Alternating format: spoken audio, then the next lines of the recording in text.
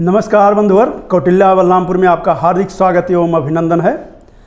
आज अभी जो है 2023 पीसीएस का परीक्षा हुआ है और अभी हमारे जो है मोबाइल पे सेट आया हुआ है, यानी पेपर का सेट। और आप देखिए जो पॉलिटिकल साइंस से क्वेश्चन आए हैं बहुत ही अच्छे क्वेश्चन हैं।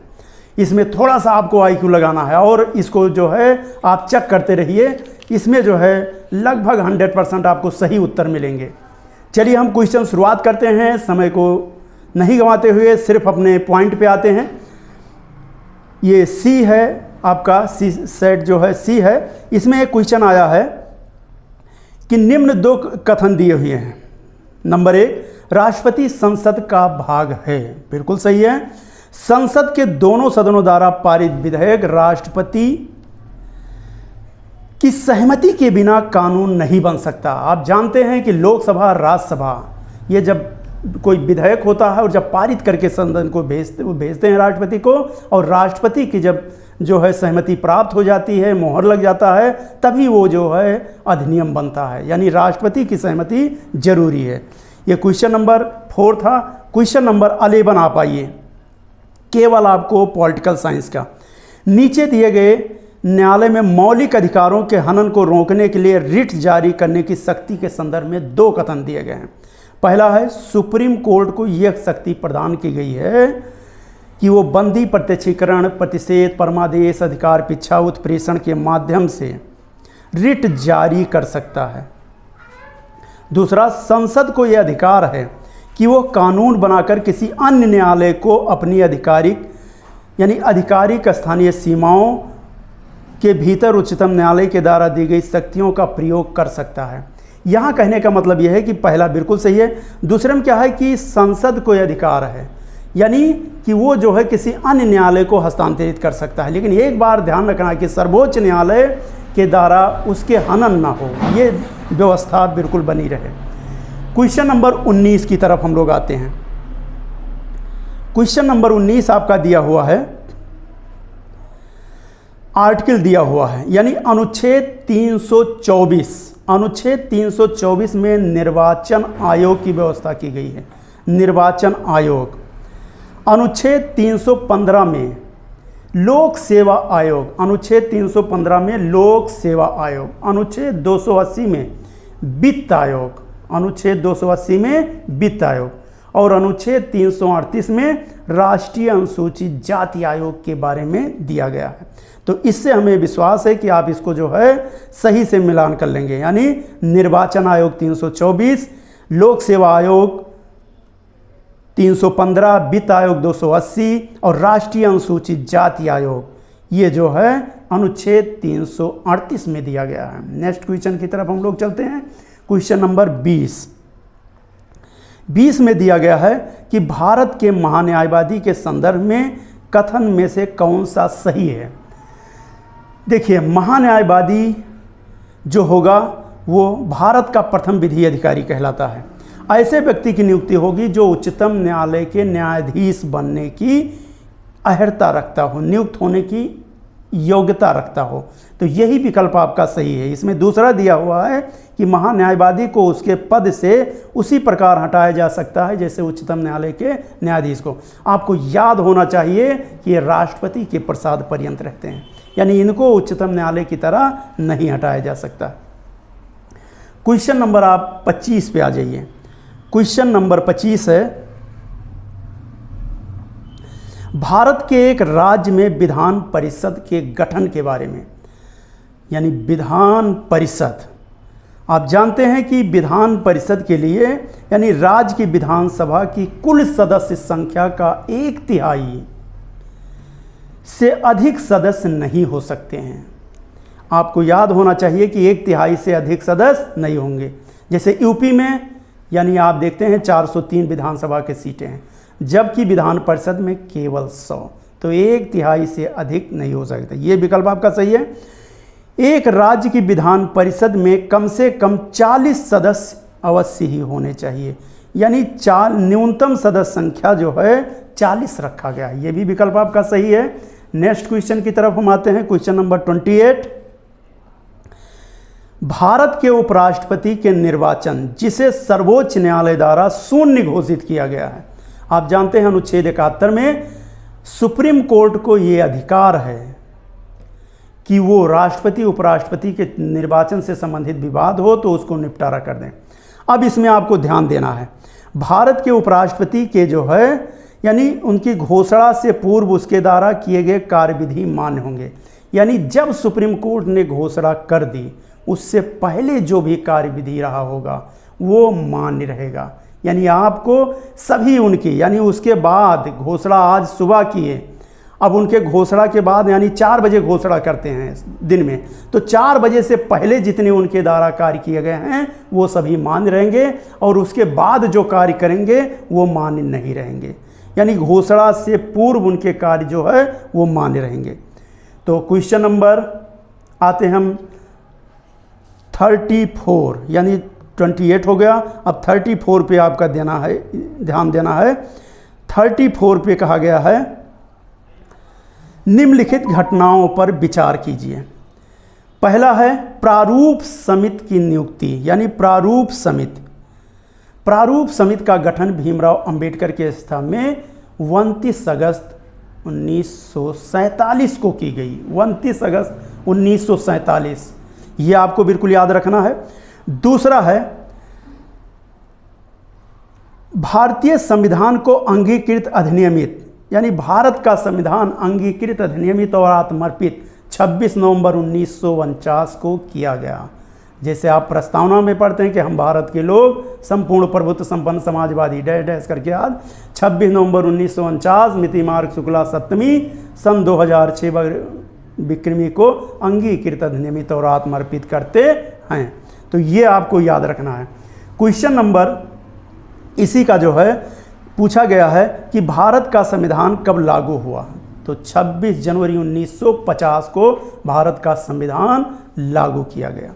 आंशिक रूप से 26 नवंबर 1949 को लागू किया गया।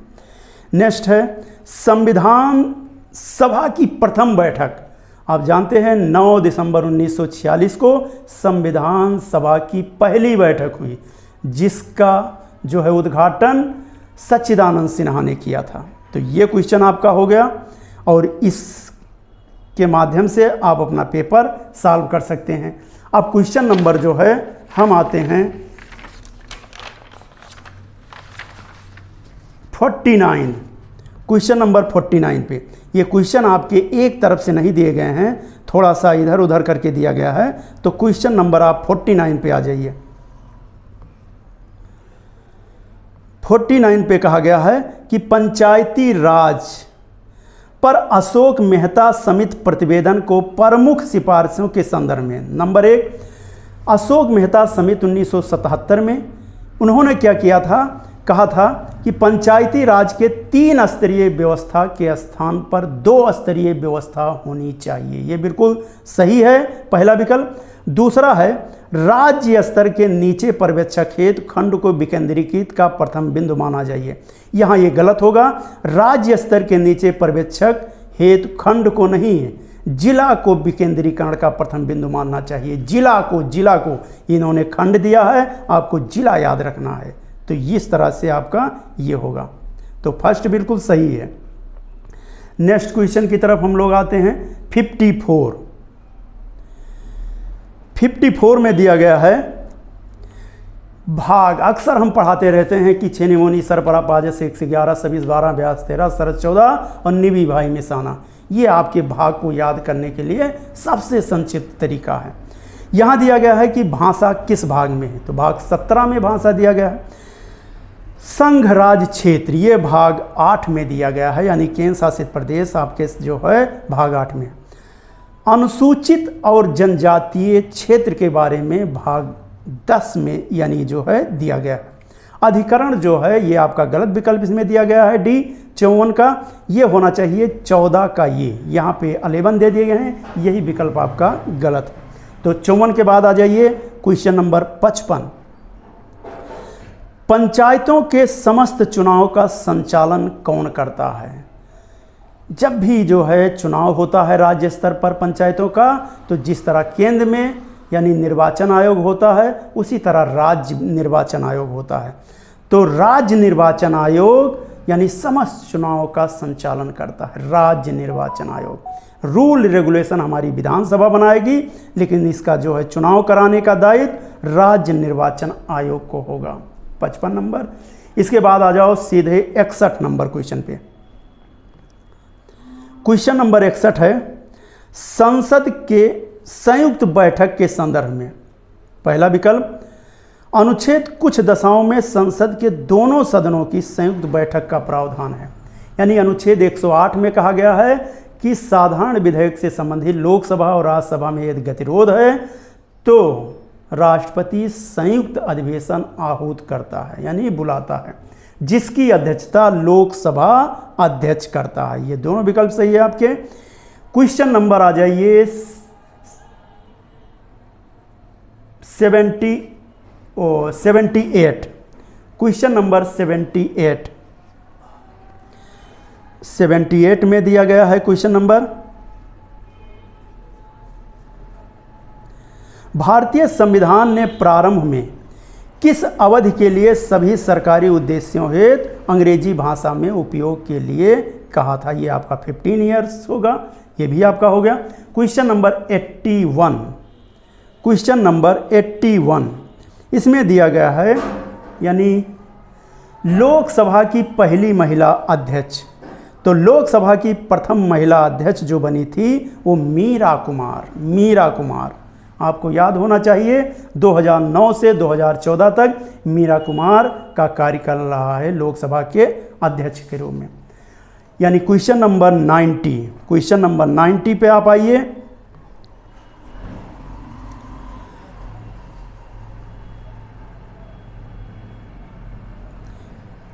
निम्नलिखित में से कौन भारतीय संविधान के अनुच्छेद 20 का हिस्सा नहीं है? देखिए 20 में क्या है, कार्योत्तर विधि से संरक्षण, यानी कहने का मतलब यह है कि जिस समय घटना हो वही रूल रेगुलेशन लागू होगा। पता लगे कि बहुत पहले की घटना नहीं या बाद में कोई रूल रेगुलेशन में, वो नहीं।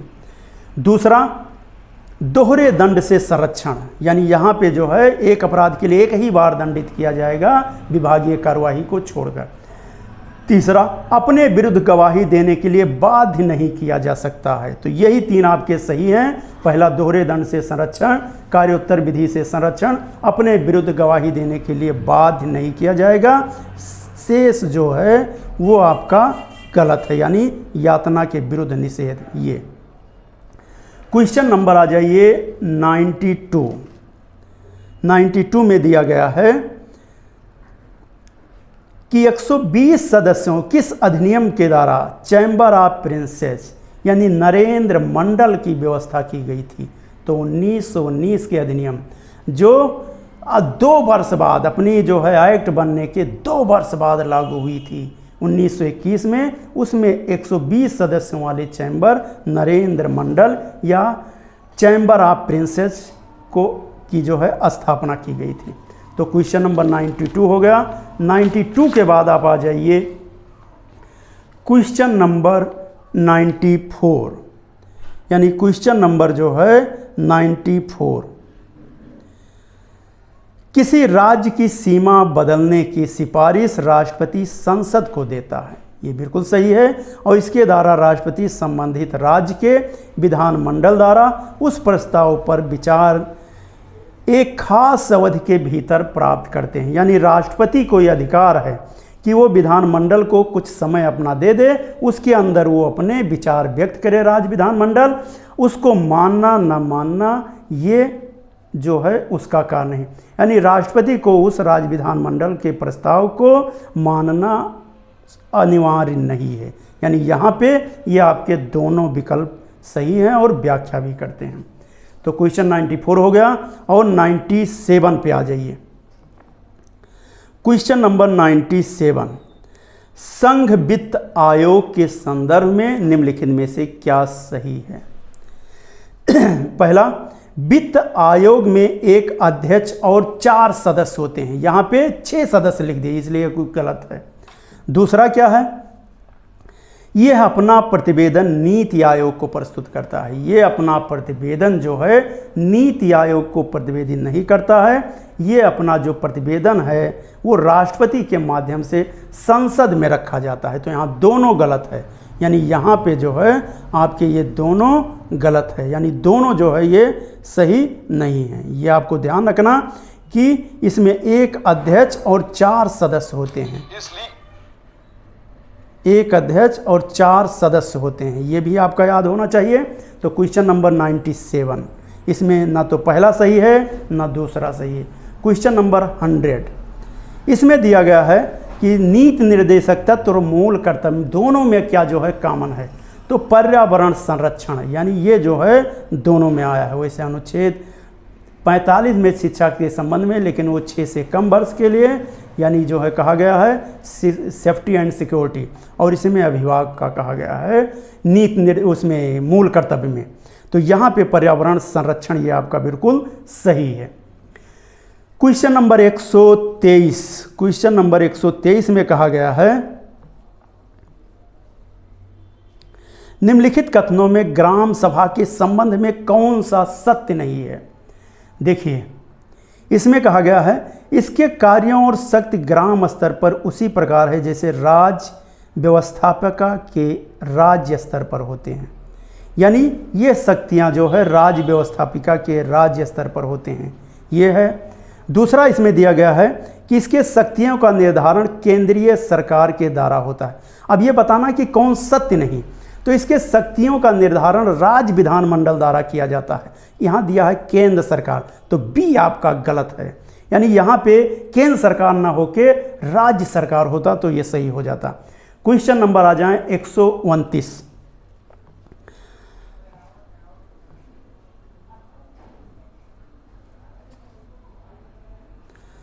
संसद में उत्तर प्रदेश के संदर्भ में। देखिए उत्तर प्रदेश से आपका ये क्वेश्चन आया हुआ है, और अक्सर हम रिवाइज करते हैं कि लोकसभा में उत्तर प्रदेश में जो सीटों की संख्या है वो 80 है, राज्यसभा में सीटों की संख्या 31 है। और इसमें यही पूछा भी गया है कि लोकसभा में जो है कितने उत्तर प्रदेश से निवासी लोग, राज्यसभा में उत्तर प्रदेश से कितने लोग निर्वाचित होते हैं, तो 31 लोग, यानी ये दोनों विकल्प आपका सही है। क्वेश्चन नंबर आ जाइए 142, क्वेश्चन नंबर 142 में संविधान के बारे में है। ये कहा गया है कि सर्वोच्च न्यायालय के एक न्यायाधीश का त्यागपत्र संबोधित होता है। सर्वोच्च न्यायालय के सभी न्यायाधीश राष्ट्रपति को संबोधित करते हुए अपना त्यागपत्र देते हैं, यानी अनुच्छेद 124 से आपके ये जो है सर्वोच्च न्यायालय शुरुआत होता है। तो अपना त्यागपत्र जो है ये किसको देते हैं, राष्ट्रपति को संबोधित करते हैं। अनुच्छेद 147 आप देखिए, ये अनुसूचियों जो हम आपको अक्सर बताते रहते हैं कि जो है 12 अनुसूचियां हैं, यानी पहला संग्रह, दूसरा 2 वेतन, तीसरा शपथ, चौथा यानी राज्यसभा में सीटों का आवंटन, यानी चौथे में है राज्यसभा में सीटों का आवंटन, पांचवा अनुसूचित क्षेत्र के बारे में, छठा असम मेघालय त्रिपुरा मिजोरम के जनजातियों बारे में, सातवां संघ सूची, राज सूची, समवर्ती सूची, 8वां में भाषा, 9 में भूमि सुधार, 10 में दल बदल, 11 में पंचायती राज, 12 में नगर पालिका नगर। अब ये जो पूछा गया है वो तीसरी अनुसूची शपथ बिल्कुल सही, 10वीं अनुसूची दल बदल, 8वीं भाषा, 9वीं में भूमि सुधार होना चाहिए। यहाँ पे क्या दिया गया है, राज्यसभा में सीटों का, यही आपका गलत है। तो यहाँ पे हम आपको बताना चाहते हैं कि ये पेपर आपका बहुत अच्छा है, थोड़ा सा मेहनत आप करते रहें, कौटिल्य बलरामपुर के चैनल आप देखते रहें। आपके मेरा दावा है कि संविधान से कोई भी क्वेश्चन आपके गलत नहीं जाएंगे, चाहे वो पीसीएस हो या आईएएस, यहाँ तक कि एसएससी और यूपीपी के बच्चे यहाँ पे जो है अध्ययन रत्न हैं। और मैं आशा करता हूँ कि आपको भी मेरा जो है इतना कम समय में जल्दी आपको कम समय में जो है आपके आंसर लग जाएंगे। यहीं पे मैं अपनी वाणी को विराम देता हूँ। जय हिंद, जय कौटिल्य, विजय कौटिल्य।